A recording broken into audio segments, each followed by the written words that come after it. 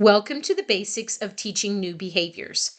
In this course, you will learn foundational concepts about how to teach dogs new behaviors.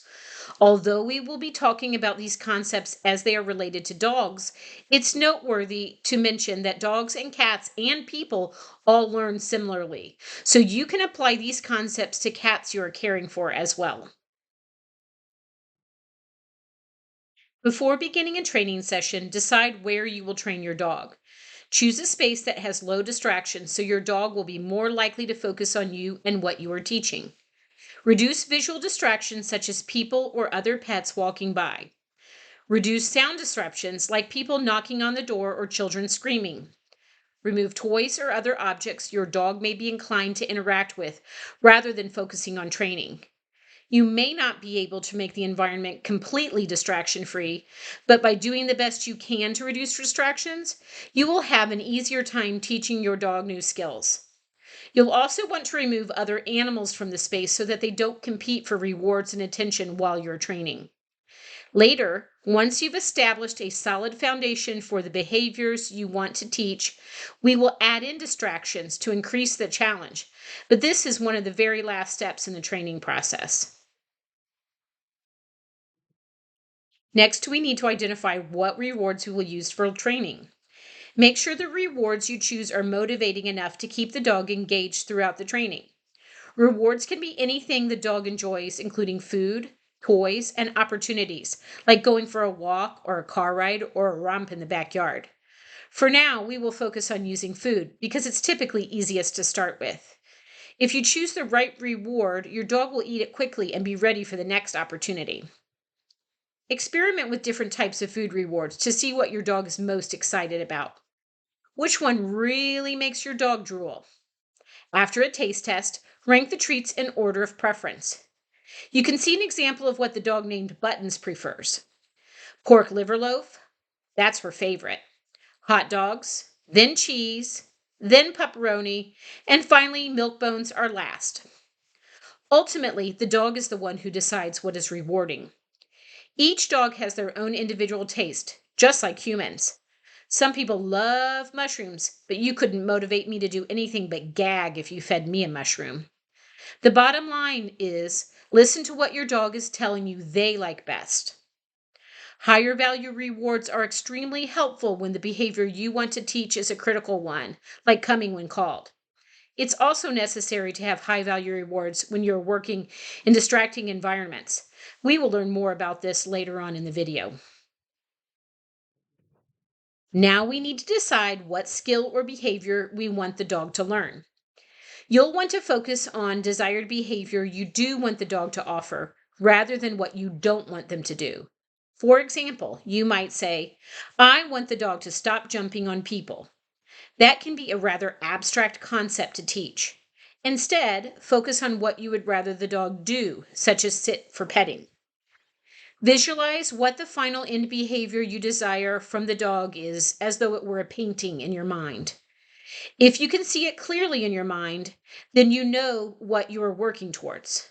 Ultimately, if you don't have clarity about what the final painting looks like, then the dog won't know either, and your training sessions will be unfocused, inefficient, and frustrating. We need to decide what method we will use to train the dog. We recommend two options, luring and capturing, also known as shaping. Luring is when you use a reward to lead the dog into the behavior you desire. For example, if you use luring to teach a dog to sit, you would use a tasty bit of food held at the dog's nose to guide the nose up and above the dog's head and back, causing his butt to tuck and simultaneously drop into a sit position. Once the dog achieved the desired behavior, they would earn the treat. Capturing or shaping is when you observe the dog and reward them when they offer the desired behavior by chance. Even dogs that don't know how to sit on cue will naturally sit on their own at some point. When they do, you can reward the dog, and over time, with repetition, the dog will learn to offer the behavior in hopes of earning another treat. Both methods can be very effective. If you aren't sure which method you want yet, that's okay. We'll learn more about each method as we continue on with the videos. We're getting close to beginning the training process, but before we do, there are some ground rules we need to establish first.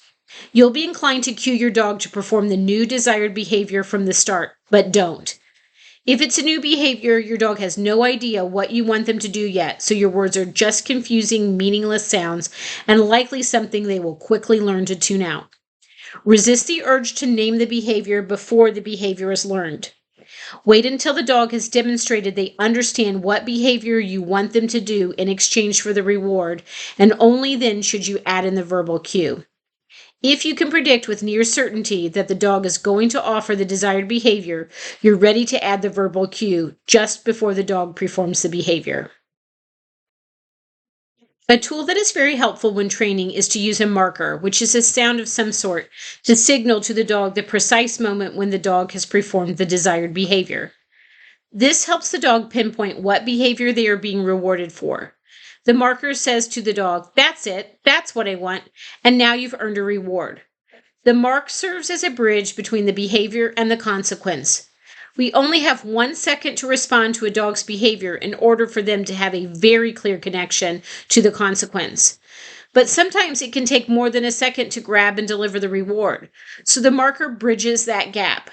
We still need to be pretty quick about the reward delivery, but the marker helps to buy us a second or two more.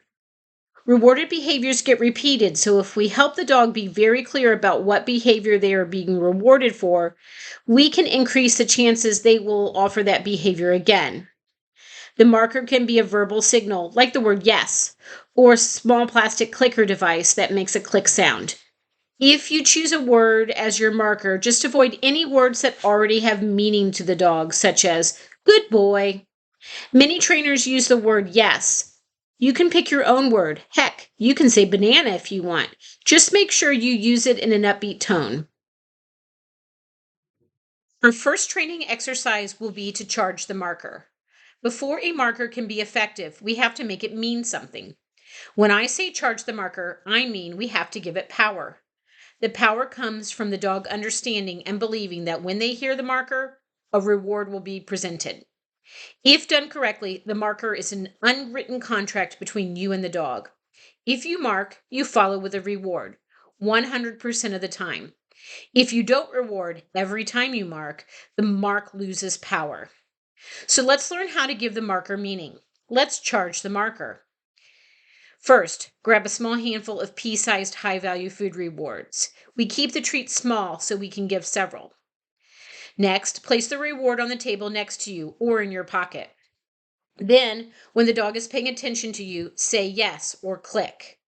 Next, reach for the reward, then deliver the reward. It's important that you wait until you have marked the behavior before you reach for the reward. If you don't, the dog will likely only pay attention to what your hand is doing and not to the sound of the marker. We need the dog to clearly understand that the mark predicts the reward, and that only happens if the mark comes first.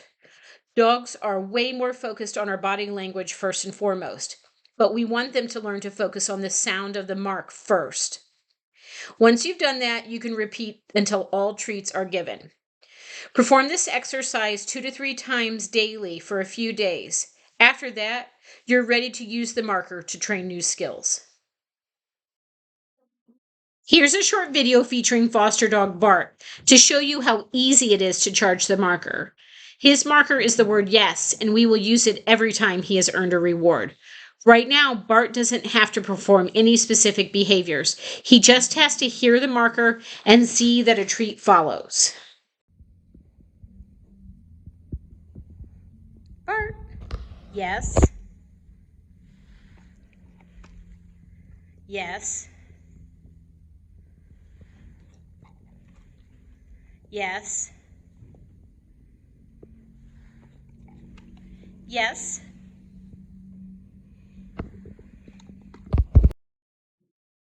In a low distraction environment, with plenty of your dog's preferred high value treats on hand, you're ready to begin teaching your dog new tricks. What behavior will you teach your dog? What is the final desired behavior you are seeking? What does the painting of success look like in your mind? Regardless of what skill you plan to teach and what method you plan to use, luring or capturing, you'll need to be prepared to adjust your teaching to meet your dog's individual needs. Some dogs may be easily lured into a down position in one motion, while others may need to have the behavior broken down into baby steps with rewards for each step bringing them closer to the goal behavior. This is called successive approximations. Here are some guidelines that help you determine if your dog needs the skill broken down into smaller steps or if they are ready for more challenge. These guidelines were written by renowned dog trainer Jean Donaldson, and she calls them push, drop, stick. With the criteria in mind for what behavior your dog must offer in order to receive a reward, begin working with your dog. If your dog is able to meet the criteria 4 of 5 or 5 of 5 times, then the dog is ready to push ahead to the next step in the training plan. If the dog meets the criteria only 0 of 5, 1 of 5, or 2 of 5 times, then you should drop back, breaking the skill into smaller steps and adjusting your criteria accordingly. If the dog meets the criteria 3 of 5 times, then stick where you are and repeat the same criteria. Reassess every 5 repetitions. These guidelines will help you make sure you don't get stuck on one skill for too long and will also make sure you don't advance before the dog is really understanding of the skill. Let's talk through an example to make sure you really understand the push, drop, stick guidelines. Let's say I am training a dog named Buttons, and the desired end behavior is for her to turn 360 degrees to the right. Eventually, I want to put the behavior on cue and call it spin. I have chosen to lure Buttons using pea-sized bits of hot dog. I hold the treat at her nose and try to get her to follow the treat as I steer her in a clockwise circle. Each time I try, she stalls out before we even make it halfway through the full rotation. Out of 5 attempts, she did not successfully meet the criteria at all. 0 of 5. What does this tell me about my criteria? It's too hard. Buttons doesn't understand what I want her to do. If I keep trying, even though she doesn't understand, Buttons will give up because she hasn't earned any treats. And I'll get frustrated because we are making no progress towards my goal. Is it Buttons' fault? Does it mean Buttons is dumb? Nope. Is it my fault? Does it mean I'm a dumb trainer? Not really. It's just information. If you use this method to assess and adjust, it actually makes you a pretty dang smart trainer. So if we need to drop back to an easier criteria, what might that be? We want to let Buttons know she's on the right track so she won't give up. I've decided to adjust my criteria to a quarter turn to the right. If I can get her to go a quarter of a turn, I can reward her so she'll keep going that far without giving up. Once she's mastered the quarter turn, then we can push ahead and try for a half turn, then reassess. Let's learn a little bit more about luring. When using luring as a training method, you are using rewards to lead the dog to perform the desired behavior. Food is a great reward choice for luring because the right reward will stimulate the dog's appetite. For the purpose of this video, we'll use food as the lure. Hold a food reward that your dog finds tasty at the dog's nose. We like to work with soft treats or treats that don't crumble, but ultimately your dog decides what they are motivated by.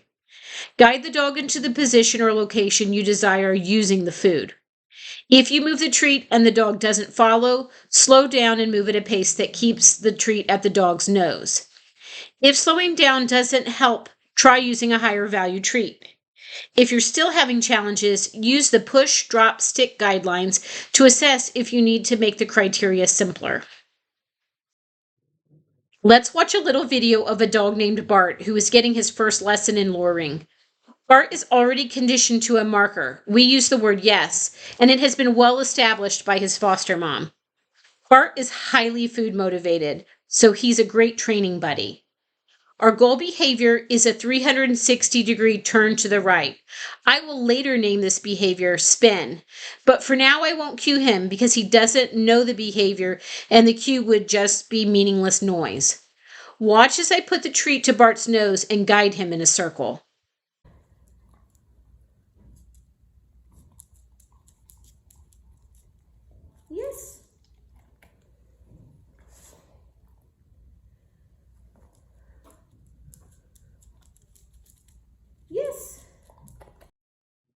As your dog becomes proficient in the goal behavior, you'll want to transition your dog away from having to see the food in order to perform the behavior.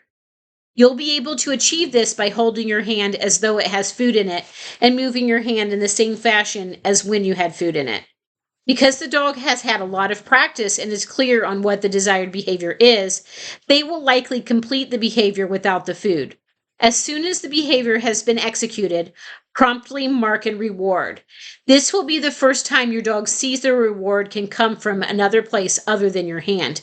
It might be on the table or in your pocket or in a treat pouch. Repeat this exercise so the dog has more practice with the reward being produced at the end.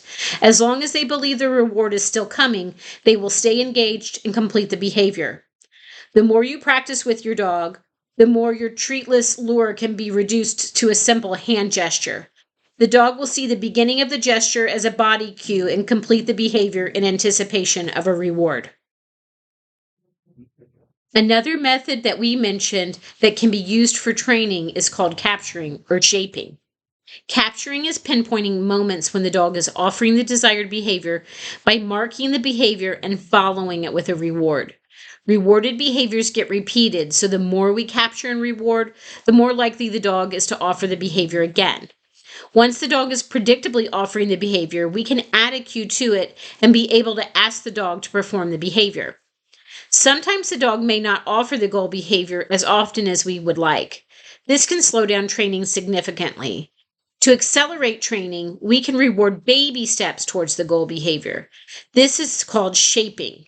In other words, we're capturing baby steps or successive approximations and shaping those baby steps into the goal behavior. In the example of teaching a dog to spin, we can first mark and reward the dog for turning their head to the left.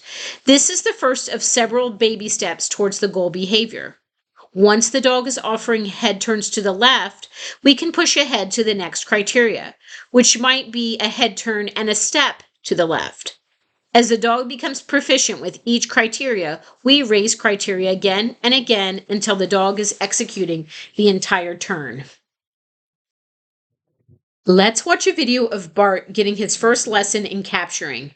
Remember, Bart is already conditioned to a verbal marker using the word yes and is highly motivated by food rewards. Our goal behavior is a 360-degree turn to the left. I will later name this behavior spin, but for now I won't cue him because he doesn't know the behavior and the cue would just be meaningless noise. Watch as I capture head turns to the right as the very first baby step or successive approximation towards our goal behavior.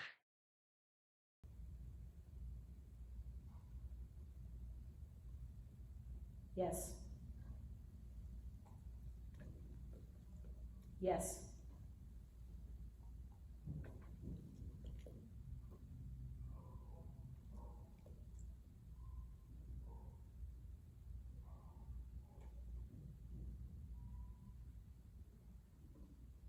Yes.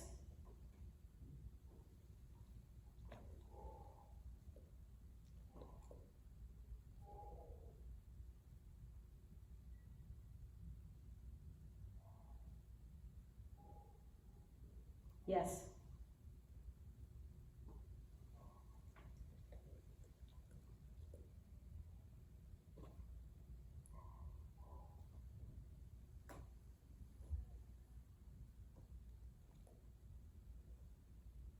Yes.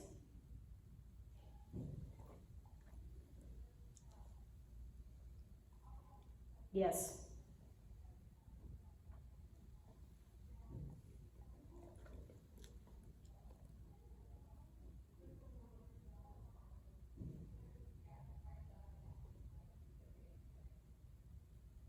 Yes.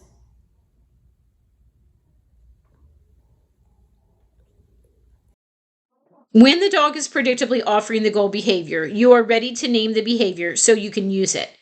If you've been capturing, begin by having the dog practice repetitions of the goal behavior back to back. When you can predict that the dog is going to offer the behavior again, say the word or phrase you want to use as the cue. Practice several times saying the word just as the dog is about to offer the behavior on their own. This will help them build an association between the verbal cue and the behavior. If you've been luring, you likely have already established a body cue or hand signal that the dog responds to. You can now add in a verbal cue. Say the verbal cue first with your body otherwise in a neutral position. Once you've said the cue, then give the hand signal. The verbal cue must come first before the hand signal. Otherwise, the dog won't pay attention to the verbal cue and will only focus on your body. We want the dog to learn that the verbal cue predicts the hand signal. We are chaining the two together. Eventually, with practice, the dog will know what the verbal cue means and they'll complete the behavior before you even offer the hand signal. That's when you know the dog really understands the verbal cue. A common mistake people make is to assume the dog fully understands the cue before they really do. Your dog may understand the cue spin in a room where the behavior was taught and with the person who taught it to them, but that doesn't mean your dog understands the cue in a more global context. A more generalized understanding comes from proofing, which we'll discuss in a bit. If you cue your dog and your dog doesn't perform the behavior, the most common reaction is to repeat the cue over and over and over until the dog finally responds or you give up. If your dog doesn't perform the behavior, they either don't know the behavior in the context you're asking for it, or they're too distracted to perform it because of stress or other competing environmental factors. Either way, repeating the cue over and over doesn't help the situation. Here's some guidelines on cueing that will save you and your dog a whole lot of frustration. Cue the dog. If the dog doesn't perform the behavior, just wait. As long as the dog is still engaged with you, wait a full 30 seconds before repeating the cue. Give them time to process and sort out the answer. When they get it right, mark and reward. If you cue the dog and the dog disengages and is no longer paying attention to you, say their name, and when you have their attention, repeat the cue. If the dog still doesn't comply after 30 seconds, you either need a higher value reward to motivate them in a distracting environment, or you need to consider that your dog may not know the behavior well enough to perform it in a new environment. That's when you need proofing. When you've trained the dog to complete the goal behavior, it's time to test the behavior out in more challenging situations. This is what we call proofing. Proofing is like saying, yes, you were able to perform the goal behavior. Great job. Now can you do it when I bounce a tennis ball to distract you? And can you do it when I stand further away? Can you do it for a longer period of time? How about when another dog walks by? And can you do the behavior outside? Here are ways you can increase the challenge for your dog. Perform the behavior with increased distance from the handler. Perform the behavior for a longer duration. Perform the behavior during distractions. This includes performing the behavior in a new environment. Using the push, drop, stick guidelines, add some small challenges and see if your dog is ready for more. If you advance too fast, take a baby step back and try more repetitions. Only change one factor at a time to ensure you don't set the dog up to fail. Over time, with enough proofing, the dog will generalize the behavior and be able to perform it in a variety of conditions.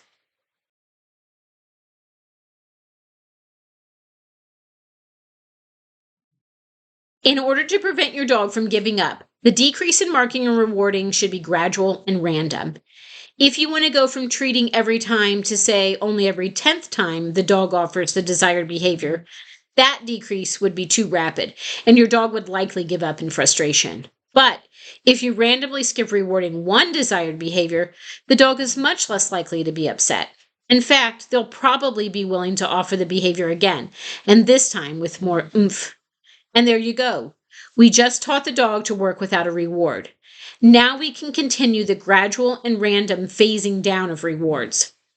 You can see here some examples of what a random and gradual decrease might look like, skipping one rewardable behavior here and there randomly. When the dog is tolerating this, we mix in two skipped rewardable behaviors, and so the decrease continues. I caution you against completely phasing out rewards. If the dog believes no reward is available, it will diminish their desire to respond to your cues over time. And for behaviors that are critical, like life-saving behaviors, such as coming when called with absolute reliability, you should avoid phasing out rewards. The dog who doesn't get treats for coming when called can't be called away from danger like an oncoming car. but the dog who expects a high value treat every time they are called will likely respond. For me, I want my dogs to love their kennel, so I always give them a food reward in their kennels. As a result, they happily dive into their kennel every time they are cued. The last bit of advice I want to give you is to keep your training sessions short. Optimally, training sessions are 1 to 5 minutes. If you want to train longer, give your dog a little break in between exercises. Train for a couple minutes, then let your dog relax or fluff off for 5 minutes, call them back, and train for a few minutes more. Or you can have mini training sessions sprinkled throughout the day. When sessions go too long, the dog can become bored or tired and their performance will decrease. It's better to train when they are engaged and the responses are sharp and accurate. When training with food, we also run the risk of pushing the dog beyond the point of being satiated.